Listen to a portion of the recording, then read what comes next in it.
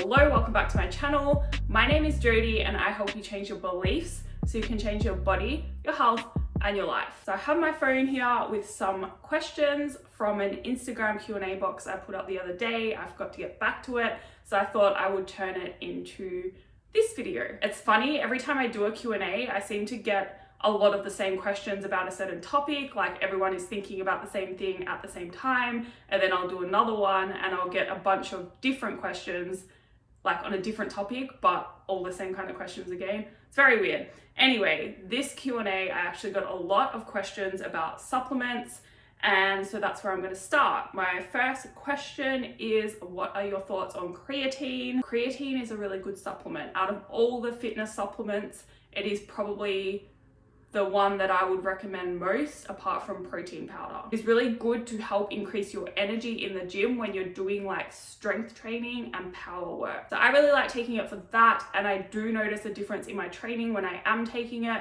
Not like a massive difference, but enough to make me feel like it's worthwhile paying for. Now, creatine does pull water, so you might notice that you hold on to a bit more water and the scale goes up when you take it. That is fine, it's just water, it's not fat, it doesn't really matter. And also, because it pulls water, it's very important that when you do take it, you mix it in a lot of water before you drink it and you don't just dry scoop it. Now, there is a lot of research online for creatine, not just in terms of workout performance, but also cognitive benefits. So I recommend doing your own research. If you want somewhere to start, I would look at examine.com and then go from there. All right, so next question is, what supplements do I recommend? I like to divide supplements into fitness supplements and then health supplements. So your fitness supplements will be like protein powders, creatine, branched chain amino acids. And out of those ones, I think protein powder is great if you have trouble hitting your protein intake. Creatine is another one I would recommend for most people as well. On the health supplement side of things though, I don't actually feel I can recommend anything, well, not quite anything. I think most people could benefit from a fish oil if you are not already eating a lot of oily fish. But other than that, you really need to test your blood markers first to see what you're deficient in. Otherwise, just taking recommendations from the internet is pretty much going to waste your money, because why would you take something that I recommend or I use myself if you don't actually need it? In saying that, a lot of you are deficient in certain vitamins and minerals, and you could do with some extra support, especially in terms of your immune system, especially at the moment. So I would do your research around those kinds of supplements, but start with getting a blood test and seeing what you're actually deficient in. So personally, at the moment, I'm taking cod liver oil because of the omega-3s, but also it's got other vitamins in it like vitamin D. And when I did my blood test, it was found I was deficient in vitamin D, even though I get out in the sun all the time. I also have zinc and quercetin at the moment, and NAC. But again, really important that you don't just go taking what I'm taking. Do your own research. All right, so next question, what made you passionate about fitness? I was never passionate about fitness. I was the girl that hated sport class and used to try and skip it all the time. I only really got into fitness because I've always been passionate about health.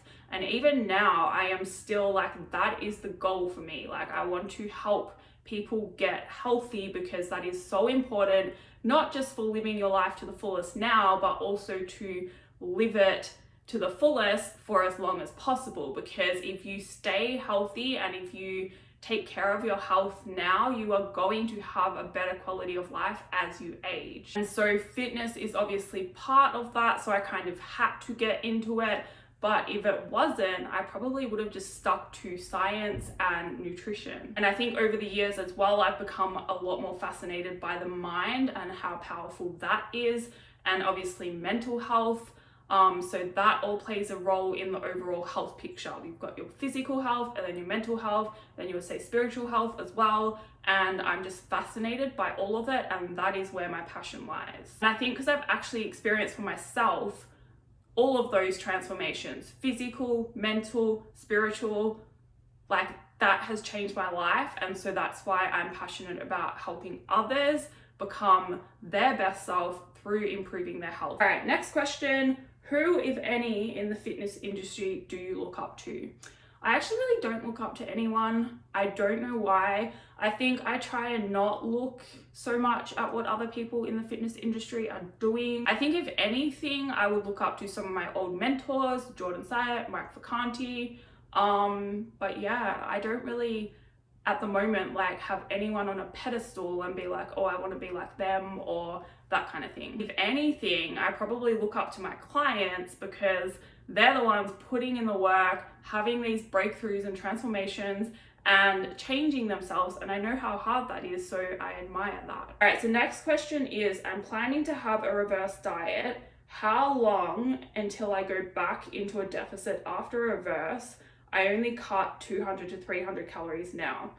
If you only cut 200 to 300 calories, you don't really need a reverse diet. I would just jump back up. But if you are planning to reverse after you've been in a deficit, you really want to make sure you stay at your new maintenance or even in a bit of a surplus for the length of the time you were in a deficit. All right, so next question, how old am I? I'm 34 years old.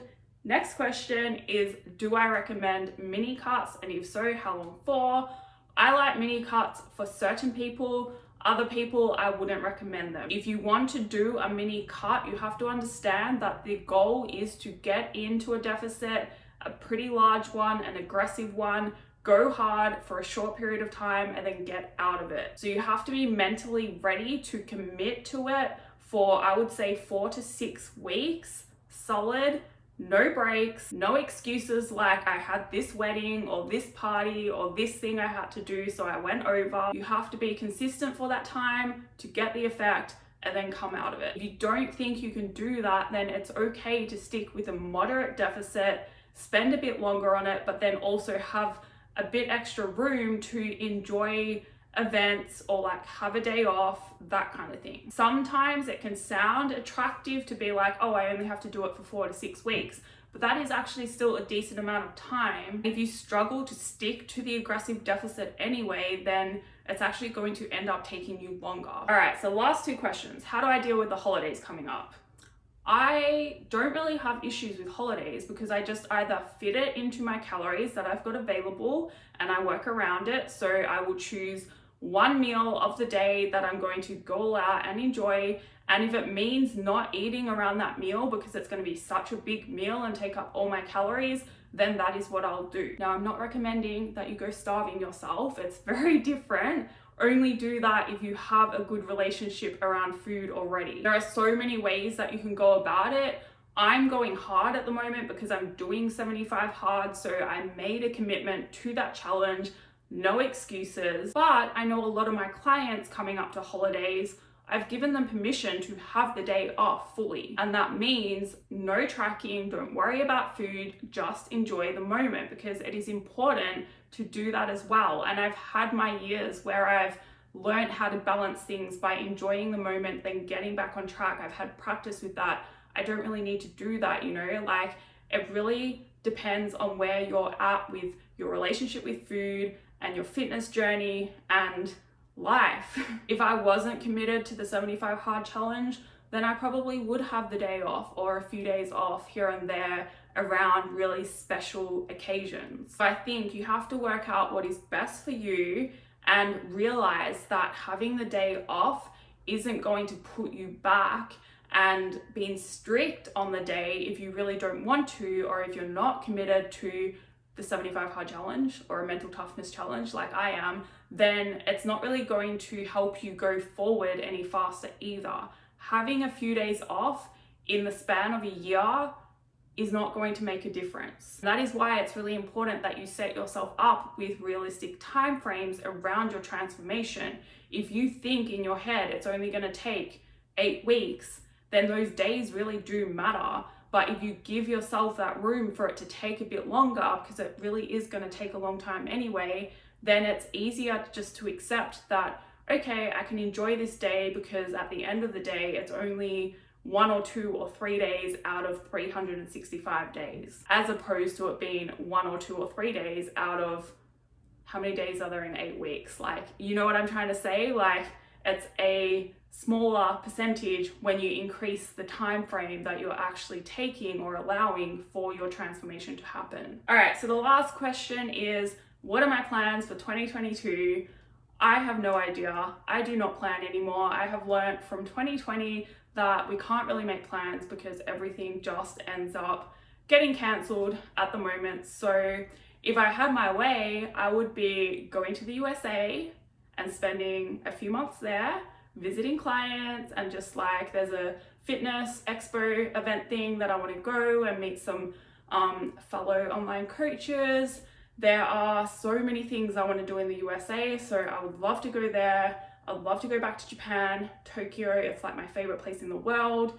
And yeah, that would be the dream. I would love to go see my family at the moment. Like, that is the #1 priority. I can't even do that, even though they're in Australia. So crazy times, but we're just gonna stay strong and get through them. That is all for this video. Thank you for watching. If you'd like to see more, please hit the subscribe button. If you have any questions, feel free to email me, and I will see you in the next video.